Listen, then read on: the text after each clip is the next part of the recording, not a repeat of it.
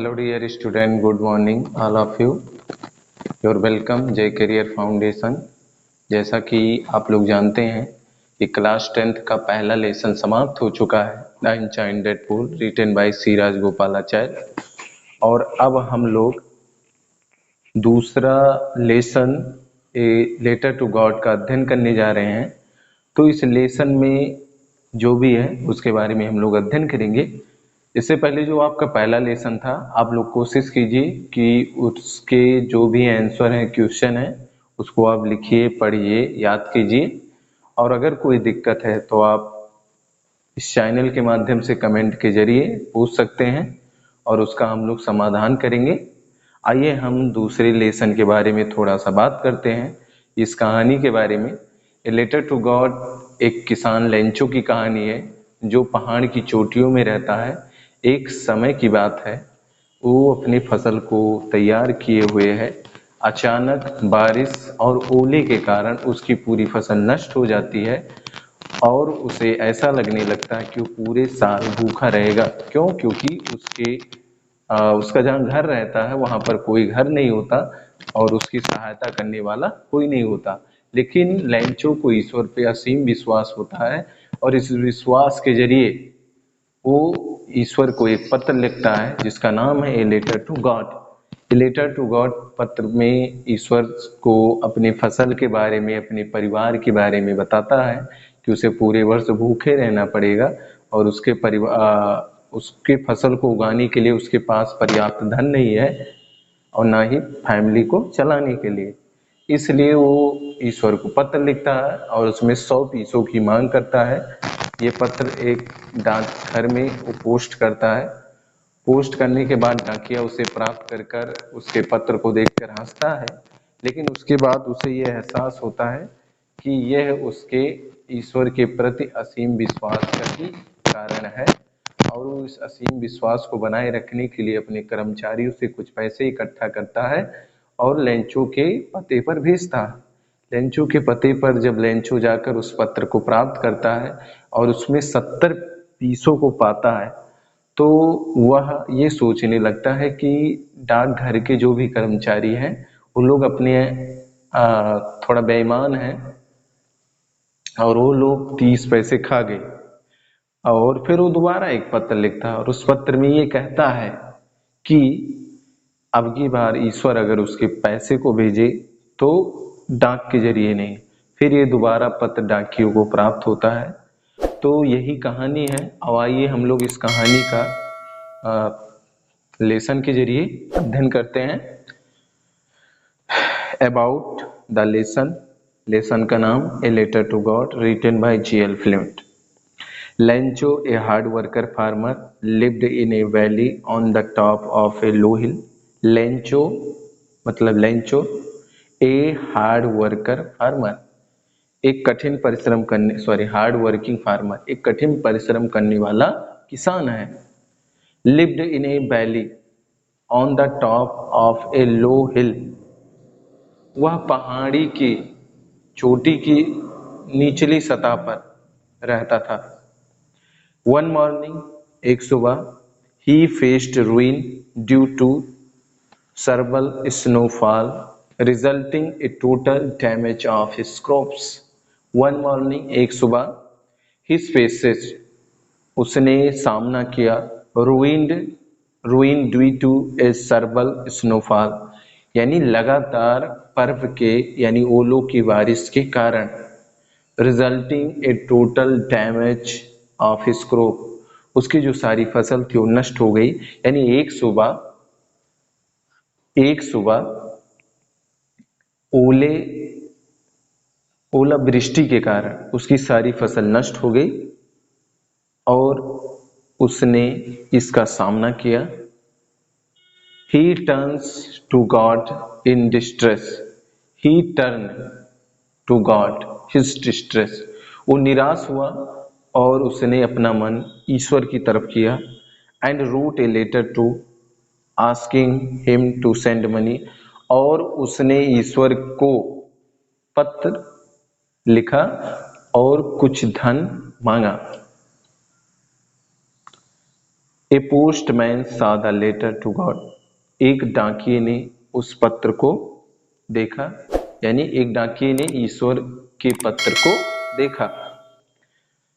And took it to the postmaster, and took it to the postmaster, और उस पत्र को डाक कार्यालय के अध्यक्ष के पास ले गया, यानी डाकिये के मालिक के पास ले गया, डाकघर के मालिक के पास। Who first laughed and then was surprised at the faith of the writer. इसमें लिखा है Who first laughed, सबसे पहले वो हंसा, वो हंस रहा है कि ईश्वर इस धरती पे कहाँ है कि हम इस पत्र को पोस्ट करने जाएं। और इस बात से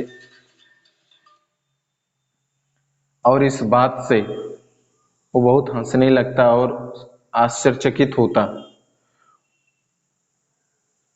eight faith of writer, Ishwar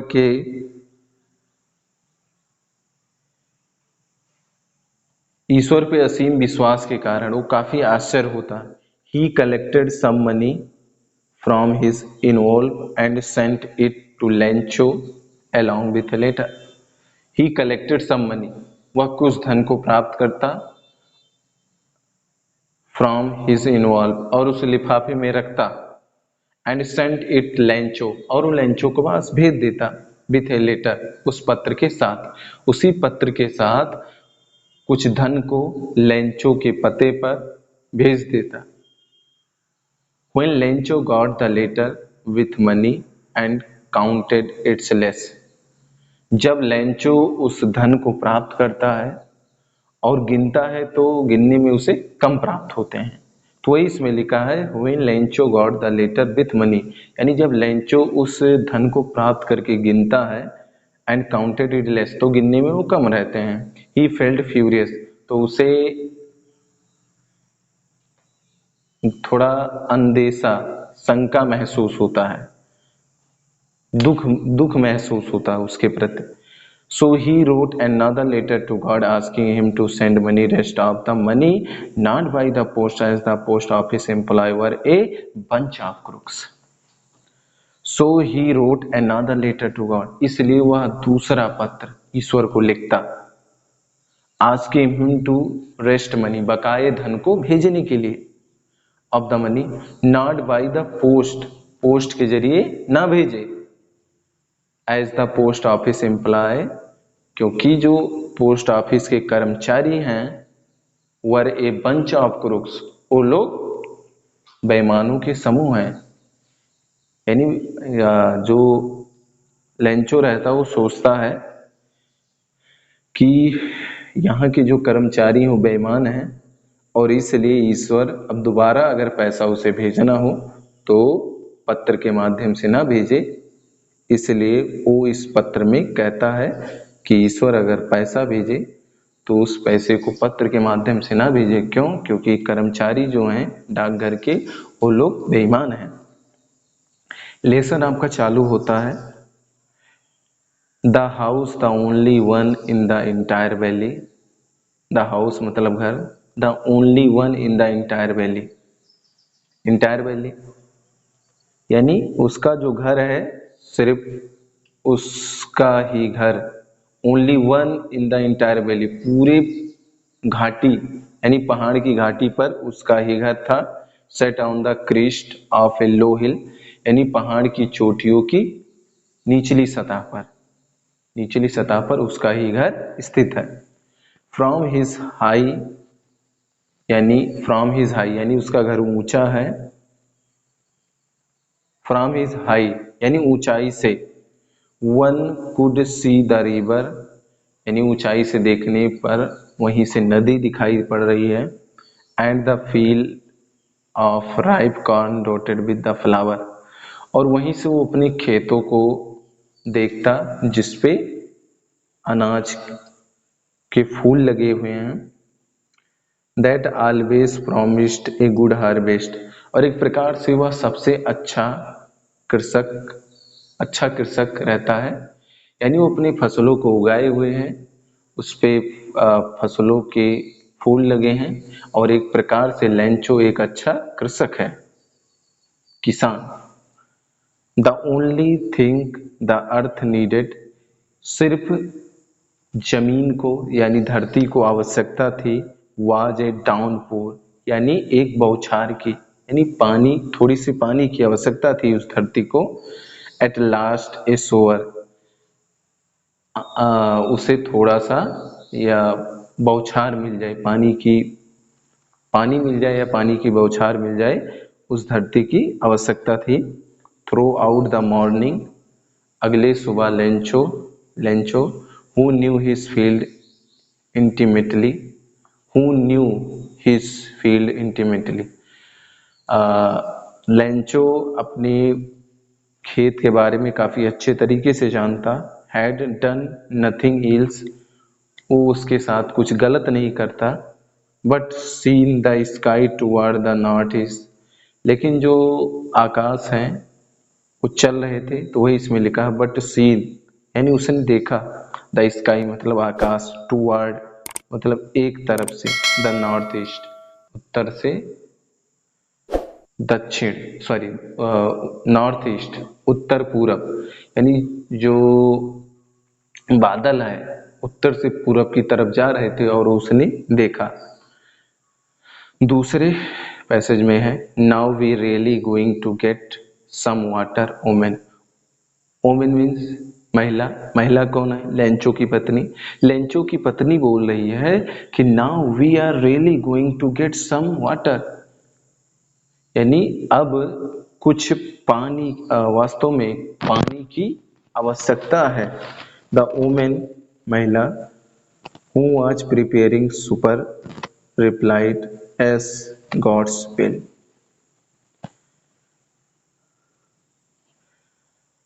the women महिला, who were preparing supper replied, उस महिला ने शानदार उत्तर दिया,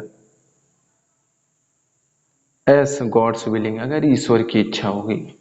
महिला, ये महिला से ये कहा जा रहा है कि अब तो फसल को पानी की आवश्यकता है। महिला इस पर कहती है, अच्छा उत्तर देती है कि अब तो ईश्वर के भरोसे, यानी राम भरोसे।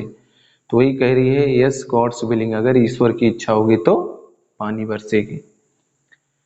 The older boys who are working in the field, Lencho का जो बड़ा लड़का है और खेत में वो काम कर रहा है।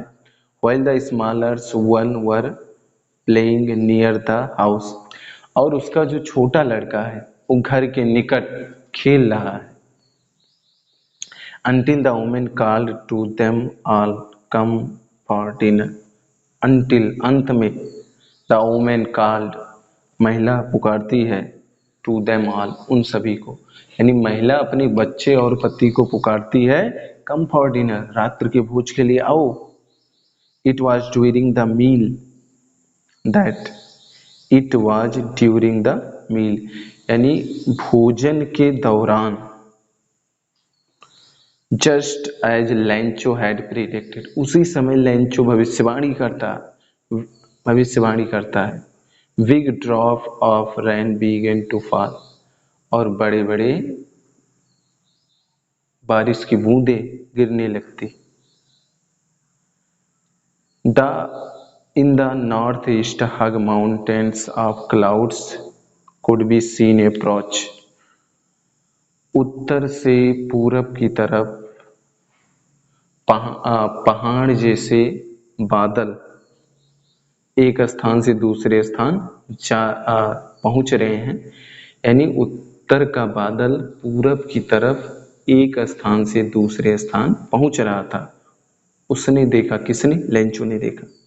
The air was fresh and sweet, हवा एकदम तरोताजा बह रही थी, मधुर हवा बह रही थी। The man went out no other reason, the man went out, वो व्यक्ति बाहर गया, नो अदर रीजन, इसका कोई अन्य कारण नहीं था, than to have the pleasure of feeling to rain on his body, यानी जब उसके शरीर पर बारिश की एक बूंद पड़ी तो उसे प्रसन्नता महसूस हुई। And when he return he exclaimed, he, और जब वो वापस आया तो हंसते हुए आया।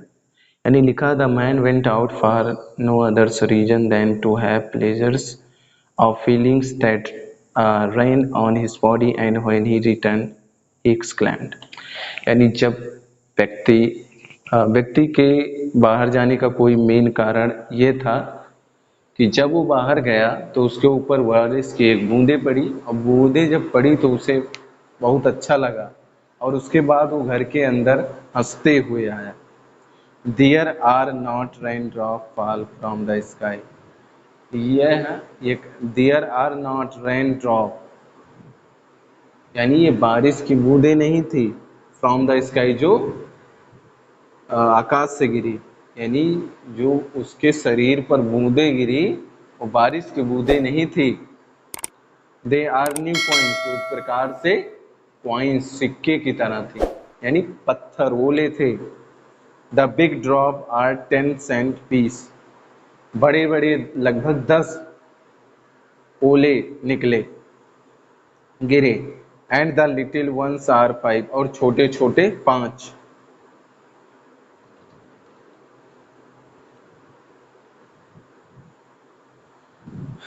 तो इसमें कहने का तात्पर्य यह है कि वो अपने खेत, अपने घर से ही ये सब सारे नज़ारों को देख रहा है। उसके शरीर पर जो वर्षा की बूंदें थी वो वर्षा की बूंदें नहीं थी, बल्कि वो ओला था, और ओले के 10 बड़ी बूंदें और 5 छोटी बूंदें गिरी। With a satisfied expression, he regarded the field of ripe corn with its flower. With a satisfied expression, उसका जो एक्सप्रेशन, व्यवहार या फिर बर्ताव, तो विथ ए सेटिस्फाइड यानी वो संतुष्ट था, एक्सप्रेशन उसकी जो भावनाएं थी, ही regarded the field of ripe corn with its flower, वो जानता था कि उसके फसलों के फूलों को बारिश की आवश्यकता है। Drop in the a certain of rain, और निश्चित तौर पर पानी की आवश्यकता है। बट लेकिन suddenly a strong wind began to blow, लेकिन अचानक तेजी से हवा बहने लगती है। And along with the rain very large hailstone began to fall, और काफ़ी अधिक मात्रा में ओले गिरना शुरू हो जाते हैं, यानी अचानक तेजी से हवा चलने लगती है और बड़े बड़े ओले की बूंदें गिरना शुरू कर देती हैं। These truly did resemble new silver coins, ये वास्तव में दिखने में चांदी के सिक्के की तरह लग रही थी। The boys exposing themselves to the rain, और जो लड़के थे वो बारिश के ओलों की बूंदों को इकट्ठा करते। Ran out to collect the frozen fields, यानी वो बर्फ के टुकड़ों को वो लोग बाहर जाकर इकट्ठा करते। It's really getting bad now, exclaim the man, उस व्यक्ति ने ये कहा कि ये वास्तव में अब खराब है। I hope it's pass quickly, मैं आशा करता हूँ कि ओले गिरना शीघ्रता, इट्स पास क्विकली, यानी वास्तव में अब ये क्या हो जाएगा, शीघ्रता से बीत जाएगा। तो वही लिखा, I hope it's pass quickly, यानी ये शीघ्रता से खत्म हो जाएंगे, बीत जाएंगे। It did not pass quickly, लेकिन ये शीघ्रता से नहीं बीता। फॉर एन आवर्स, 1 घंटे तक। The hail rains on the house, उसके घर पर बर्फ के टुकड़े गिरे। द गार्डन, बगीचों में। द हिल साइड, पहाड़ की चोटियों में। द कॉर्न फील्ड, यानी अनाजों पर। ऑन द होल वैली, और पूरे घाटी पर, यानी पहाड़ की पूरी घाटी पर, उसके घर पर, उसके फसलों पर ओले गिरे। द फील्ड वाज व्हाइट, पूरा खेत सफ़ेद हो गया। इफ़ इट कवर विथ साल, और वो जैसे नमक के चादर बिछ गई। Not a leaf remained on the tree, पौधों पर कोई पत्ती नहीं रह गई। The corn was totally destroyed, फसल पूर्ण रूप से नष्ट हो गया। The flowers were gone from the plants, पौधों से फूल एकदम जा चुके थे। Lencho soul was filled with sadness, Lencho का हृदय आत्मा दुख से भर गया। When the storm had passed, when the storm has passed, यानी जब ओले गिरना बंद हुआ। He stood in the middle,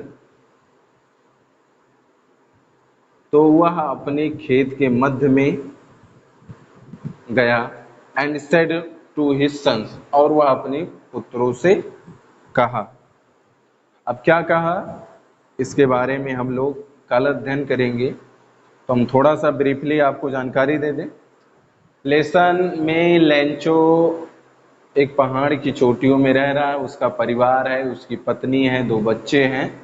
वो अपने फसल को लगाए हुए है बाकायदा, और फूल को, पौधों को और धरती को पानी की आवश्यकता है। वो आकाश की तरफ देखता है तो उत्तर और पूरब के जो बादल हैं एक स्थान से दूसरे तरह जा रहे थे। उसकी पत्नी ये कहती है कि ईश्वर चाहेगा तो पानी बरस सकता है।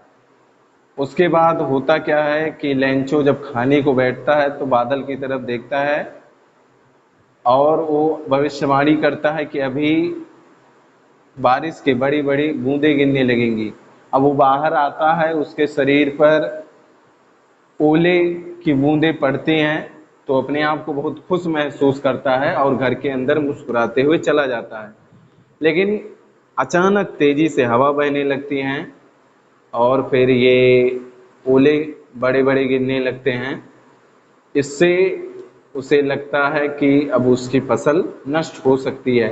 वो ये सोचता है कि ये ओले गिरना अभी शीघ्रता से बंद हो जाएंगे, लेकिन ओले शीघ्रता से गिरना नहीं बंद होते और उससे पूरा जो घर है, पूरा मैदान है, पूरी जो पहाड़ी है, चोटी है, पूरी फसल के ऊपर नमक जैसे ओले की चादर बिछ जाती है और उसका पूरा फसल नष्ट हो जाता है।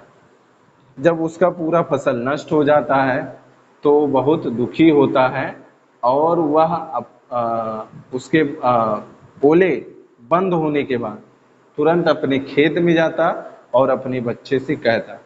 तो इस वीडियो में बस इतना ही। उम्मीद है कि ये lesson a letter to God आपको समझ में आया होगा और आप लोग मेहनत से पढ़ते रहिए। स्टे सेफ, स्टे होम, और जो भी है आप लोग बढ़िया से पढ़िए, मुस्कुराते रहिए और ज़्यादा से ज़्यादा इस वीडियो को शेयर, लाइक और सब्सक्राइब कीजिए। मिलते हैं अगले lecture lesson 2 a letter to God में। तब तक के लिए बाय बाय।